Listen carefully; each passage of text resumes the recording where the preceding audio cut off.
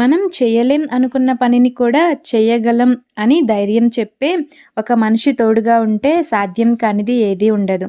అర్థం చేసుకొని ధైర్యం చెప్పేవాళ్ళు పక్కన ఉంటే భయం అనేది ఉండదు. హాయ్ అండి. నేను Swapna. Welcome back to our channel. అందరూ ఎలా ఉన్నారండి? నేనైతే బాగున్నాను. మీరు కూడా బాగున్నారనుకుంటున్నాను. మీరు ఎలా ఉన్నారేంటనేది కామెంట్ బాక్స్లో కామెంట్ చేసేయండి. వీడియో అయితే లాస్ట్ వరకు చూడండి, మీకు నచ్చుతుంది. వీడియో నచ్చితే లైక్ చేయండి, షేర్ చేయండి, మన ఛానల్ని సబ్స్క్రైబ్ చేసుకోండి. ఓకే అండి. ఇక్కడైతే నేను రైస్ అయితే కడిగి పెట్టేశాను. ఇంకా మిక్సీలోకి ఇక్కడ టమాటాలు అయితే కట్ చేస్తున్నానండి. అలాగే టమాటాలతో పాటు ఒక ఉల్లిపాయ కూడా కట్ చేస్తున్నానండి. ఇవన్నీ కట్ చేసుకొని ఒక మిక్సీ జార్లోకి అయితే తీసుకుంటున్నాను చిన్నది. ఇంకా టమాటాలు, ఉల్లిపాయ, అలాగే ఇందులోకి కొన్ని జీడిపప్పు కూడా వేస్తున్నానండి. కావాలంటే అల్లం వెల్లుల్లి పేస్ట్ కూడా వేసుకోవచ్చు. నేనైతే అది సపరేట్గా వేస్తాను. అందుకని ఇందులో మాత్రం టమాటాలు, ఉల్లిపాయలు ఇంకా జీడిపప్పు వేసి మిక్సీ అయితే పట్టేస్తున్నాను. ఇందులో పచ్చిమిరపకాయలు కూడా వేసుకోవచ్చు అండి, కొంచెం కారంగా కావాలనుకున్న వాళ్ళు. ఇక్కడైతే ఇది మిక్సీ పట్టేసానండి. ఇదైతే పక్కన పెట్టేసి కొన్ని మిల్ మేకర్ తీసుకొని అందులో అయితే నీళ్లు పోసానండి. పక్కన స్టవ్ మీద అయితే బాండీ పెట్టుకుని ఆయిల్ తీసుకున్నాను. పక్కన స్టవ్ ముట్టించేసి రైస్ కూడా పెట్టేస్తున్నానండి ఉడుకుతుంటుందని. ఈలోపు ఈ స్టవ్ మీద ఆయిల్ తీసుకున్నాను కదా బండి పెట్టుకొని, ఇందులో అయితే కొన్ని చెక్క, లవంగం, యాలకులు అయితే వేస్తున్నానండి. అలాగే పచ్చిమిరపకాయలు ఇంకా కరివేపాకు అయితే వేస్తున్నాను. ఇవి కొంచెం వేగిన తర్వాత మనం ముందుగా మిక్సీ పట్టుకున్న పేస్ట్ ఉంది కదా, ఆ పేస్ట్ మొత్తం అయితే ఇందులో వేస్తున్నాను. తర్వాత ఇందులో నేను కొంచెం నీళ్ళు తీసుకున్నానండి. మనకి గ్రేవీ తిక్కుగా కావాలనుకుంటే అలానైనా ఉంచుకోవచ్చు, కానీ నేనైతే ఇక్కడ కొన్ని నీళ్ళైతే పోసాను. ఒకసారి అయితే కలిదిప్పేస్తున్నానండి. ఇందులో మనం కొంచెం అల్లం వెల్లుల్లి పేస్ట్ కూడా వేసుకుందాము. అల్లం వెల్లుల్లి పేస్ట్ వేసి మళ్ళీ ఒకసారి మొత్తం కలిపేస్తున్నాను. ఇందులో చిటికెడు పసుపు, అలాగే రుచికి సరిపడా ఉప్పు, ఇంకా కారం అన్నీ కూడా ఇప్పుడే వేసేస్తున్నానండి నేను. అలాగే ఇందులో ఇంకా గరం మసాలా, ధనియాల పొడి కూడా వేస్తున్నానండి. ఇవన్నీ వేసి మొత్తం అయితే ఒకసారి కలిపేస్తున్నాను. నేను ఈరోజు వచ్చేసి మిల్ మేకర్ మసాలా కర్రీ అయితే చేస్తున్నానండి. ఒకసారి ఇలా ట్రై చేయండి, టేస్ట్ అయితే చాలా బాగుంటుంది. మనం ఇలా కలిపేశాక 2-3 నిమిషాలు అలానే వదిలేయాలండి కలుపుకుంటూ మూత పెట్టేసి. నేనైతే ఇక్కడ పక్కన రైస్ కూడా చూస్తున్నాను. రైస్ కూడా అవుతుంది. ఇంకా ఇక్కడ కర్రీ అయితే 2-3 నిమిషాల తర్వాత మళ్ళీ ఒకసారి అయితే కలిదిప్పేసి, ముందుగా మిల్ మేకర్స్ని నీళ్ళలో నానబెట్టుకున్నాం కదండి, అవైతే మనం ఎక్కువసేపు నీళ్ళలో ఉంచాల్సిన పని లేదు. నీళ్ళల్లో ఒక 2-3 నిమిషాలు నానిన తర్వాత పిండేసి పక్కన పెట్టేసుకుంటే సరిపోతుంది. అవైతే తీసి ఇప్పుడు ఇందులో అయితే వేసానండి. వేసి మొత్తం ఒకసారి అయితే ఇలా కలుపుతున్నాను. మనం కావాలనుకుంటే మిల్ మేకర్స్ని వేడి నీళ్ళల్లో కూడా నానబెట్టుకోవచ్చు అండి. ఒక పొంగొచ్చి అంతవరకు ఉంచేసి దింపేయచ్చు. ఎక్కువ కనుక మనం నానబెట్టామంటే మెత్తగా అయిపోతాయండి. అందుకని ఎక్కువ నానబెట్టకుండా 2-3 నిమిషాలలో అయితే తీసేయాలి. ఇదిగో ఇక్కడైతే కర్రీ అయితే కలిపేస్తున్నానండి. ఇంకన్నీ మనం ఇందులో వేసాం కాబట్టి ఇలా మనకి 2-3 నిమిషాలు ఉంటే సరిపోతుందండి. ఇందులో అయితే కొన్ని వాటర్ అయితే తీసుకున్నాను. వాటర్ తీసుకున్నాక మళ్ళీ ఒకసారి అయితే కలిపేసి అలానే వదిలేస్తున్నానండి. మళ్ళీ ఇంకొక 2 నిమిషాలు అయితే అలా ఉంచేద్దాము. ఇందులో కావాలంటే కొంచెం నిమ్మరసం కూడా పిండుకోవచ్చండి, కానీ నేనైతే ఇక్కడ నిమ్మరసం అయితే ఏం పిండట్లేదు. ఇదిగో ఇక్కడైతే రైస్ అయితే అయిపోయిందండి.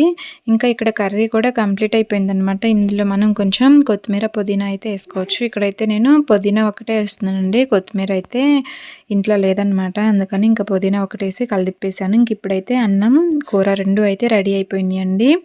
ఈరోజు నేను చేసిన కర్రీ వచ్చేసి మిల్ మేకర్ మసాలా కర్రీ అండి. ఇదిగో ఇక్కడైతే పుట్నాల చట్నీ అయితే చేసి తాలింపు అయితే వేసేసానండి. పక్కన స్టవ్ మీద అయితే దోశ పెనం అయితే పెట్టేశాను, ఇంకా దోశలు పోద్దామని. ఈరోజు నేను ముందు వంట పని అయితే పూర్తి చేశానండి. ఇంకా తర్వాత అయితే పిల్లల్ని రెడీ చేశాను. ఇంక ఇప్పుడైతే టిఫిన్ అయితే దోశలు పోద్దామని పెట్టానమాట. ఇంకా దోశ పెనం అయితే కొంచెం అంత ఆయిలీగా ఉందండి, జిడ్డుగా. అందుకని కొంచెం ఒక ఉల్లిపాయ అయితే కట్ చేసి మొత్తం అయితే తుడిచేస్తున్నాను. మనకి దోశలు ఎప్పుడైనా నీట్గా పలుచగా రాకపోయినా కానీ ఇలా ఉల్లిపాయ రుద్దామంటే చాలా చక్కగా వస్తాయండి. ఓకే అండి. ఇంక ఇక్కడైతే నేను దోశలు అయితే పోస్తున్నాను. పోసి పిల్లలకి తినిపిస్తే ఇంక వాళ్ళైతే స్కూల్కి వెళ్తారు. తర్వాత మిగతా పనులు అయితే చేసుకుంటూ ఉంటాను. మనం చేయలేమనుకున్న పనిని కూడా చేయగలమని ధైర్యం చెప్పే ఒక మనిషి తోడుగా ఉంటే సాధ్యం కానిది ఏది ఉండదండి. అర్థం చేసుకొని ధైర్యం చెప్పేవాళ్ళు పక్కన ఉంటే భయం అనేది ఉండదు. నిజానికి డబ్బుతో చేసేదే సాయం కాదండి. మన మాటల ద్వారా ఒక వ్యక్తి మారారు అంటే వాళ్ళకి మనం చాలా సహాయం చేసినట్టే.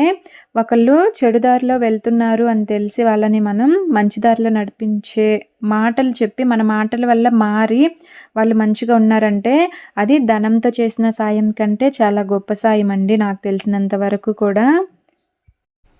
చాలామంది అనుకుంటూ ఉంటారు కదా! ధనంతో చేసేదే సాయం, డబ్బు సాయం చేస్తేనే సాయం చేసినట్టు. వాళ్ళేం చేశారు, ఏం చేయలేదు కదా అని అనుకుంటూ ఉండొచ్చు. నిజానికి మనం ధనంతో చేసేది సాయం కాదండి. మన మాటల వల్ల చేసే సాయం కూడా చాలా ఉంటుంది. మనం ఒక వ్యక్తి సంతోషంగా ముందుకు వెళ్ళాలన్నా, బాధతో, దుఃఖంతో కృంగిపోవాలన్నా మన మాటలేనండి. మన మాటల ద్వారా ఏదైనా సాధిస్తారు. నిజానికి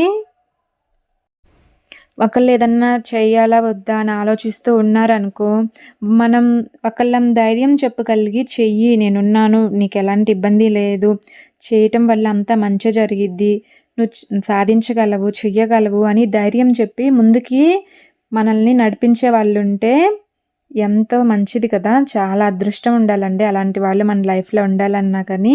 ఈ రోజుల్లో అందరూ మనల్ని బాధపెట్టి వెనక్కి తొక్కేసేవాళ్ళే గానీ, మనకి ధైర్యం చెప్పి ముందుకి తీసుకెళ్ళే వాళ్ళు చాలా తక్కువ మందున్నారు. మనం చేయలేమనుకున్న పనిని కూడా చేయగలమని ధైర్యం చెప్పే ఒక మనిషి తోడు మనకుంటే మాత్రం ఆ మనిషిని ఎప్పటికీ వదులుకోకూడదండి నాకు తెలిసినంత వరకు కూడా.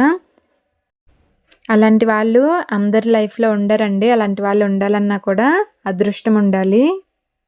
మీరేమంటారు? నిజమా కాదా చెప్పండి? మీరేమనుకుంటున్నారు ఏంటనేది కూడా కామెంట్ బాక్స్‌లో కామెంట్ చేయండి.